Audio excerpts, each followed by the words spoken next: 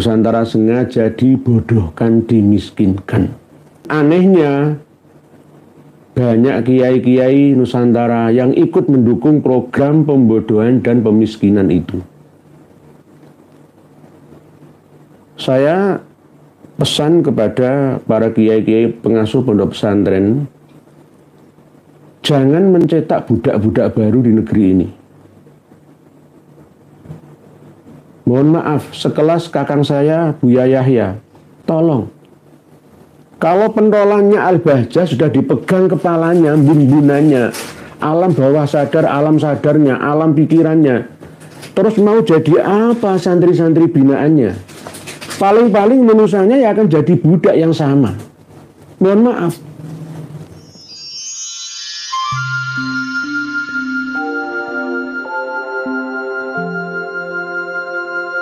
Perbudakan sosial, intelektual, dan spiritual yang dilakukan oleh klan Habib Ba'alawi, bahkan tidak hanya klan Habib Ba'alawi saja, tetapi semua penjajah.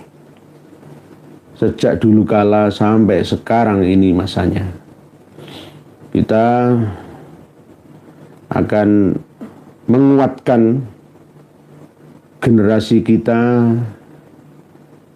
Seterusnya jangan sampai lemah secara finansial, hubungan sosial, intelektual, dan bahkan spiritual. Kita sebagai bangsa yang merdeka sudah diamanai oleh para pendiri bangsa sejak merdeka 1945, yakni alinea keempat, mencerdaskan kehidupan bangsa, bukan membodohkan. Yang membuat bodoh dan miskin suatu bangsa itu adalah penjajahnya. Kolonialisme yang diterapkan untuk koloni-koloninya. Nusantara sengaja dibodohkan, dimiskinkan. Kekayaan Indonesia, Nusantara dibawa ke negerinya, dan sumber daya manusianya direndahkan, dijatuhkan, dibodohkan. Dan perilaku para penjajah itu masih bergentayangan sampai sekarang. Yakni oknum-oknum, mungkin klan-klan organisasi yang sengaja mungkin untuk mempertahankan ya keagungan, kedudukan, dan bahkan kekuasaan secara sosialnya. Maka dibuatlah secara terus-menerus masyarakat kita, umat Islam yang ada di Nusantara Indonesia, supaya bodoh permanen. Dan anehnya, banyak kiai-kiai Nusantara yang ikut mendukung program pembodohan dan pemiskinan itu. Saya pesan kepada para kiai-kiai pengasuh pondok pesantren, jangan mencetak budak-budak baru di negeri ini. Mohon maaf, sekelas kakang saya, Buya Yahya, Al-Bahjah 1, 2, 3, dari Damayu sampai Cianjur sana. Tolong. Kalau pentolannya Al-Bahjah sudah dipegang kepalanya, bimbinannya, alam bawah sadar, alam sadarnya, alam pikirannya, terus mau jadi apa santri-santri binaannya? Paling-paling menusanya ya akan jadi budak yang sama. Mohon maaf. Mohon maaf, tidak hanya Kang Mas Buya Yahya saja, ya semuanya. Kita ini berada di negara yang merdeka. Jangan sampai diperbudak status sosial kita. Jangan merendahkan diri berlebihan di hadapan orang-orang sombong. Kalau kita berada di hadapan orang sombong, wajib kita ikut menyombonginya, gitu loh, supaya turut serta menyadarkannya. Loh enggak malah Kang Mas Buya Yahya itu malah munduk-munduk, malah nyembah-nyembah di hadapan doronya, habibnya. Lah apa yang terjadi? Apa yang diharapkan bagi santri-santri murid-murid binaannya? Ya ujung-ujungnya ya jauh beda dengan gurunya. Mohon maaf. Pola pikir pondok pesantren salafiyah kita harus dirubah. Semuanya. Jangan sampai pondok-pondok pesantren salafiyah yang masih mempertahankan tradisi klasik, masih tetap mempertahankan sistem perbudakan yang dimulai dari sistem klasik yang ada di pesantren itu. Lalu setelah lulus, seorang santri tetap diikat oleh seorang kiai untuk tidak mampu berpikir kritis. Tetap hanya taklid buta terhadap kiainya. Ini harus dikikis habis. Bukan berarti ini bagian daripada ketidaksetiaan terhadap guru, tidak seperti itu. Zamannya berbeda. Nanti kalau kita masih mempertahankan sistem feodal ini, maka kita akan tetap mencetak generasi-generasi budak baru lagi yang terus-menerus akan menjadi budak di negerinya sendiri. Harusnya pesantren-pesantren kita ini sebagai pionir, sebagai generasi manusia yang bersumber daya tinggi di atas rata-rata, mampu menjawab tantangan zaman. Lulusan pesantren salafiyah Nahdlatul Ulama harusnya mengkader santri-santrinya untuk menjadi pengusaha, menjadi peternak, ya, menjadi pekebun, petani, petambak yang modern, dibekali sejak dini dari pesantrennya oleh kiainya. Jangan sebaliknya, justru kiai malah mengkungkung kemerdekaan berpikir anak didiknya dengan menerapkan sistem peradaban, tapi bukan peradaban kemajuan, tapi malah peradaban akhlak yang dimaknai adab itu sebagai akhlak saja. Maksudnya bagaimana? Kadang-kadang atas dasar akhlak dan akhlak, toto kromo, unggah-ungguh, sopan santun, itu mampu menutup akal sehatnya. Contoh, seorang santri disuruh untuk mencium kaki kiainya. Kultus taklid buta yang berlebihan dulu dalam hal agamanya. Dan intinya kita ini mencerdaskan kehidupan bangsa. Tidak hanya komponen penyelenggara negara saja, seluruh rakyat Indonesia terlibat di dalamnya. Amanat Undang-Undang Dasar kita kok. Ya ini tidak didukung oleh klan habaib Ba'alawi yang ada di Indonesia. Buktinya apa? Mereka malah justru membodohkan generasi bangsa kita. Tidak hanya generasi bangsa kita, yang muda, yang tua-tua sama saja ikut dibodohkan dan dimiskinkan. Ini ciri-ciri negara gagal. Padahal amanah ADART yang jelas besar ya. Undang-Undang Dasar 45 itu kan seperti kalau dalam yayasan atau organisasi itu ADART, anggaran dasar, anggaran rumah tangganya. Ya harus dilaksanakan, kok malah justru ditinggalkan, malah justru menerapkan programnya sendiri, yakni membodohkan dan memiskinkan bangsa ini. Padahal itu sudah jelas dipesan oleh Allah Subhanahu wa taala dalam surat An-Nisa ayat 9 yang kami bacakan pada mukadimah tadi. Dan hendaklah takut kepada Allah orang-orang yang sekiranya mereka meninggalkan keturunan atau generasi ya yang lemah. Ya lemah ekonominya, finansialnya ya, lemah status sosialnya, dijadikan kasta ketiga, keempat dan seterusnya ya, lemah secara intelektualnya, jadi dibodohkan ya, dan lemah secara spiritualnya, agama ya intinya dibebani dengan beban amalan agama yang tidak ada tuntunannya. Mohon maaf, ini yang terjadi. Santri-santri kita, mahasiswa-mahasiswi kita yang pada masa pertumbuhan otaknya, fisiknya, pemikirannya, pencarian jati dirinya, berikanlah mereka tantangan supaya berkembang ke depan. Jangan diarahkan ke hal-hal yang mentok buntu, finish, habis. Apalagi dikasih pemahaman tasawuf. Tasawuf yang cetek-cetek saja. Jangan tasawuf yang lebih mendalam.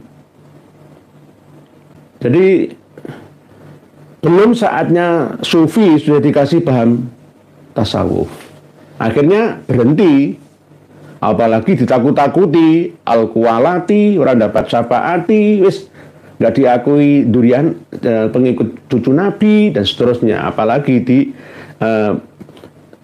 istilahnya ditekan ya, dengan tekanan doktrin ya, pembodohan ya. Dan nantinya ujung-ujungnya ya akan dimiskinkan. Karena apa? Ada ajaran tasawuf, yakni tidak begitu mencintai dunia, meninggalkan dan membencinya. Padahal hidup dan kuatnya agama, bekal akhirat kita itu dimulai dari dunia kita, tidak dari lainnya. Allah sendiri berfirman dalam firman-Nya, ayatnya, yaitu wabtaghi fima ataqallahu darul akhirata wala tansa nasibaka minad dunya. Jadi kita ini hidup di dunia, tidak hidup di akhirat saja. Ya hidup di dunia dan di akhirat sana. Raihlah keduanya. Jangan hanya sukses di akhirat saja, dunianya kita tinggalkannya. Nggak boleh, nggak boleh. Itu bukan perintah Allah Ta'ala. Apalagi nggak perlu bekerja. Ya bekerja. Jangan sampai kita mendidik santri-santri kita, jamaah kita untuk malas bekerja. Karena bekerja itu adalah bagian daripada ibadah. Pengabdian, kebaktian kita menggunakan pemberian Allah Ta'ala yang berupa kesehatan, kesempurnaan fisik kita, badaniah kita. Kita gunakan akal kita yang sehat ini untuk mencari anugerah Allah Ta'ala.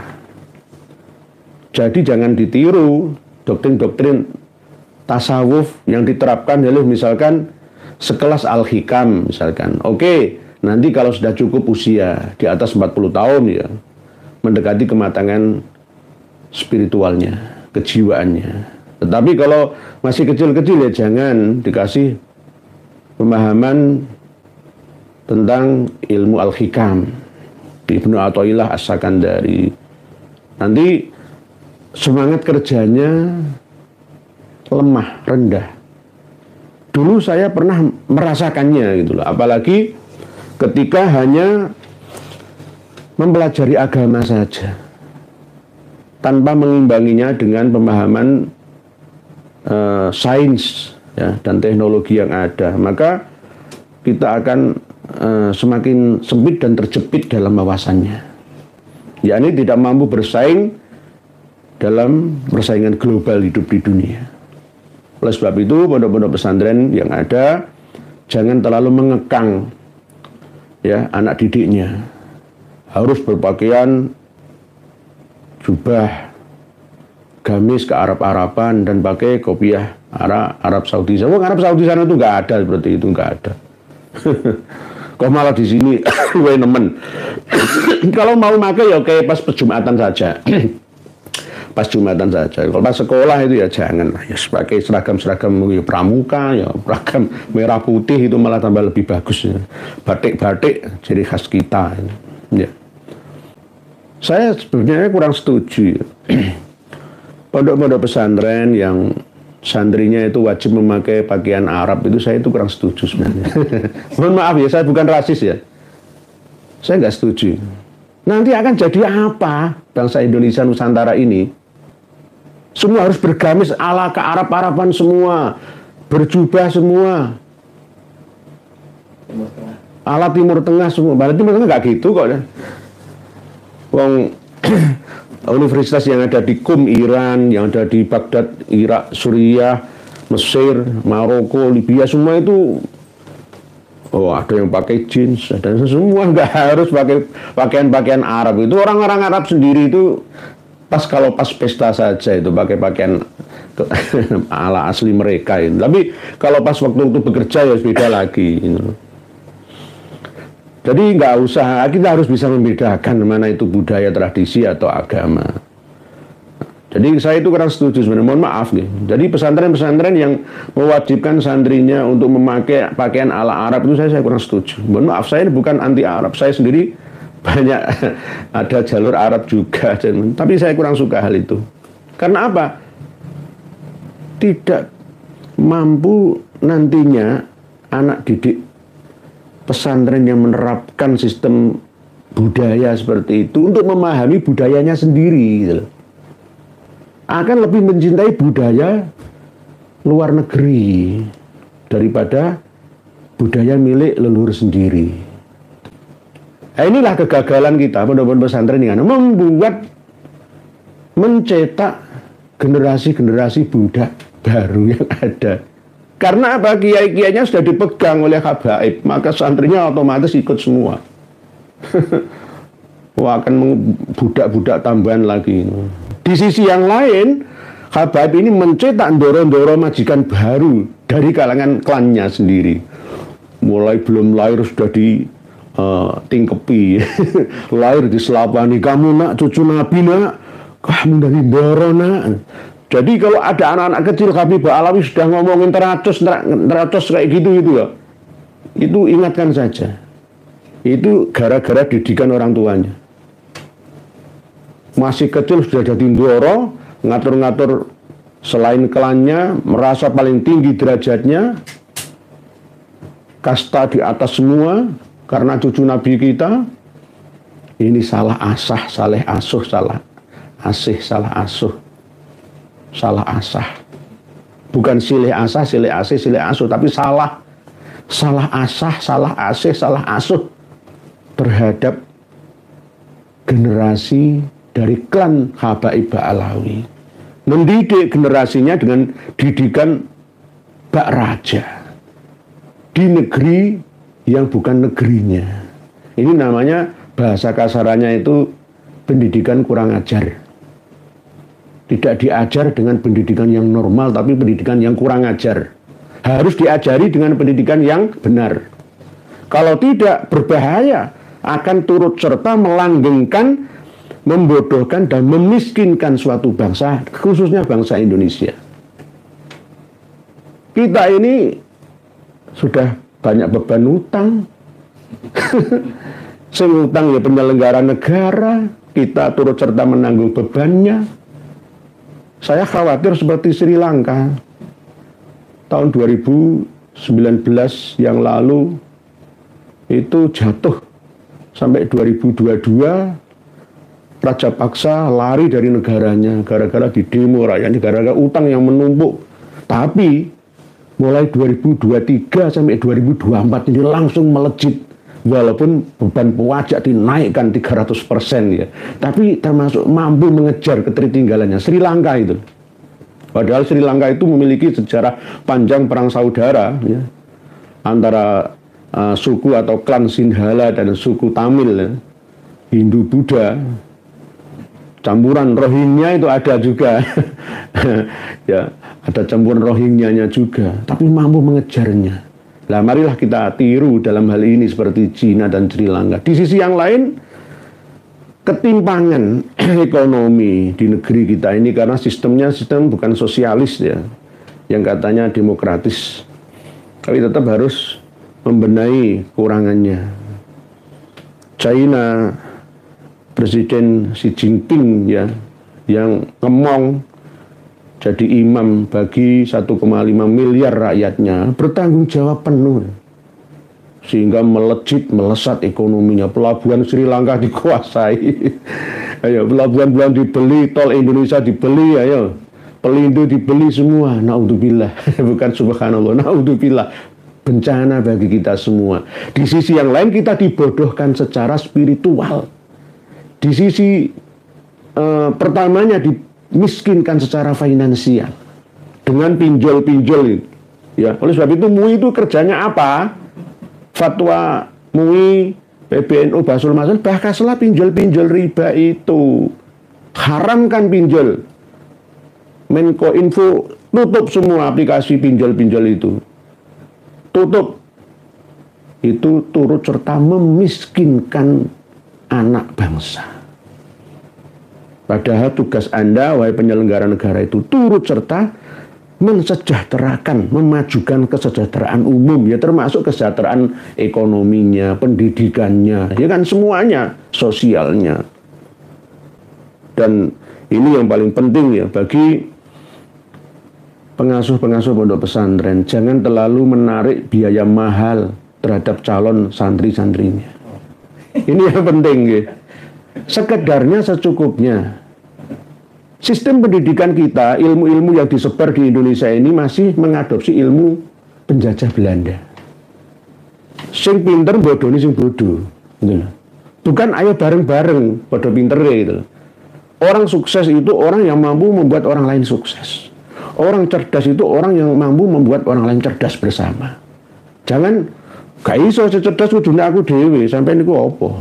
Lah, pondok pesantren juga begitu, jangan wah pondok pesantren bumi sholawat, standar internasional, masuk uang gedung total 45 juta, lah uang pelarat ora iso melu mondok.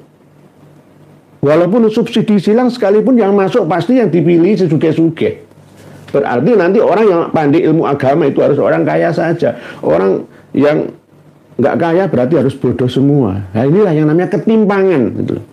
Di sisi yang lain dari faktor eksternal bangsa dan negara kita juga membodohkan dan memiskinkan kita. Di internal kita juga begitu, menirunya program penjajahan itu gitu. Ini kan sangat disayangkan gitu. Apalagi ketika ada pondok pesantren yang tidak melatih santrinya untuk prihatin, masak sendiri, cuci sendiri, ya kan? Enggak, malah justru pondok pesantren modern itu ruangannya ber-AC. Laundry, nggak itu cucu, laundry. Terus makannya catering semua. Dan terus empati, simpatinya setelah lulus itu ke masyarakat yang ada itu bagaimana? Nggak bisa ini, sistem ini nggak bisa. Ini sistem penjajahan yang namanya justru membodohkan dan memiskinkan generasi setelahnya. Nggak bisa dibantah kayak apa, nggak bisa. Karena apa? Pesantren itu sejak dulu adalah mengkaji ilmu agama. Sekaligus menggembleng akhlaknya. Sekaligus menuntun penerapannya. Mendampinginya sampai futuh sesuai kelasnya. Jadi ini termasuk bagian daripada mendukung program pembodohan dan pemiskinan bangsa. Padahal itu tidak sesuai dengan amanat undang-undang kita. Begitu juga dalam hal agama ya. Tidak perlu sebenarnya kita ini, ya mohon maaf, ini sudah pesan dari Nabi kita kok, hadisnya sahih kok. Ya. Bahwa beragama itu ya jangan terlalu diberat-beratkan. Misalkan saya hari ini setiap hari saya membaca sholawat nariyah 4.000 kali saya. Setiap malam Jumat saya membaca surat Al-Waqiah 100 kali saya. Kalau nggak ada perintah itu nggak usah. Toh kalau mandubah, mustahab atau sunnah ya secukupnya kan gitu. Jangan diperberat. Agama itu kan mudah sebenarnya. Islam, iman, ihsan itu dah sebenarnya. Lainnya itu cuma furu'iyah, cabang-cabang pengembangannya saja. Mondok sampai 40 tahun misalkan ya. Jadi cari itu apa? Kalau hanya akhirat saja, dunianya tertinggal. Jangan. Pesan Allah Subhanahu wa taala jelas, wala yakhshal ladzina law taraku min khalfihim dzurriyyatan dha'afan khafu 'alaihim kok. Kita beragama sekedarnya saja. Dibuat mudah, dibuat gampang, sebenarnya nggak digegampang, nggak disepelekan. Itu. Innad dina yusrun, agama itu mudah. Wes lakonono lah. Sholat 5 waktu, ya. Zakat puasa setahun cuma 1 kali saja 1 bulan. Haji cuma 1 kali saja seumur hidup. Nggak perlu kita haji 7 kali. Nggak perlu kita umrah 40 kali. Nggak perlu. Umrah itu sunnah, cukup 1 kali lah. Selebihnya umrahkan keluarga kita yang terdekat, Orang-orang yang kita tolong bisa diumrohkan, haji 1 kali saja. Jangan haji merampas hak kawan-kawan saudara-saudara lainnya. Haji ping 3. Wah, aku kaya kok. Kekayaanmu buat untuk yang bermanfaat lainnya. Nah, ini mental-mental itu yang jadi mental penjajah. Kita harus bermental sosialis, bukan komunis ya, sosialis agamis, dinamis, demokratis. Gitu. Tolong pengumuman untuk para politikus semua, penyelenggara negara yang ada, pemain penyelenggara negara, semua sekarang sama-sama, nggak ada bedanya. Hakim bisa ditangkap oleh jaksa. Surabaya lah ya ini. Surabaya lah, duit triliunan di emas pirang kilo, iso. Jadi nggak iso sekarang itu hukum karma 212 kok. Siapa yang menanam ya pasti menuai. Itu pasti. Oleh sebab itu pesan Allah, inna dina yusrun wala yusadatin ahadun illa golabahu. Nek awake dhewe ngebet-bet aku salat itu awalul waktu ridwanullah, wasatul waktu rahmatullah, akhirul waktu afullah azza wa jalla. Wis apik kabeh lah. Enggak harus salat itu andan. Hayya 'alas shalah, itu wajib langsung tinggalkan pekerjaan. Enggak harus begitu. Digawe enak wae. Pas longgarmu, tenangmu itu jam biru. Sebenarnya nggak kelewat waktu ini. Innas sholata kanat alal mu'minina kitaban mauquta.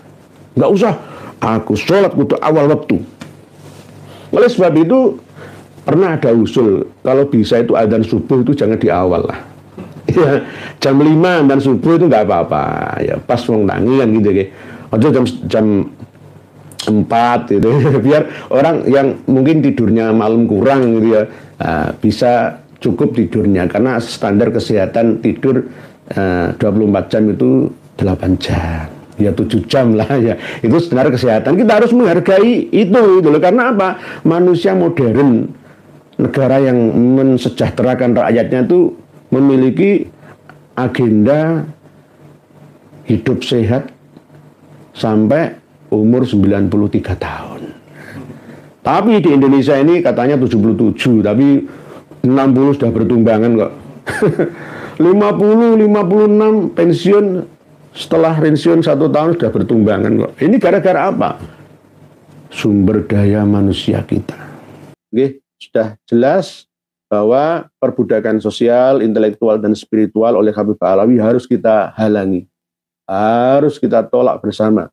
Dan kita sadarkan seluruh anak negeri supaya menjadi cerdas semuanya, cerdas, merdeka, sosial, intelektual, dan spiritualnya. Jangan mencetak budak-budak baru untuk menjadi inlander di negeri ini, menghamba kepada majikan, khususnya Ba'alawi ataupun lainnya, yang ingin merusak kemerdekaan kita bersama. Demikian, semoga sedikit banyak manfaatnya. Salam takzim kami untuk Masyayikh, syekhi wa ustadi kami dimanapun berada, khususnya yang ada di Tangerang, Banten sana. Wallahu a'lamu bissawab. Mohon maaf, wal afu minkum. Wassalamualaikum warahmatullahi wabarakatuh.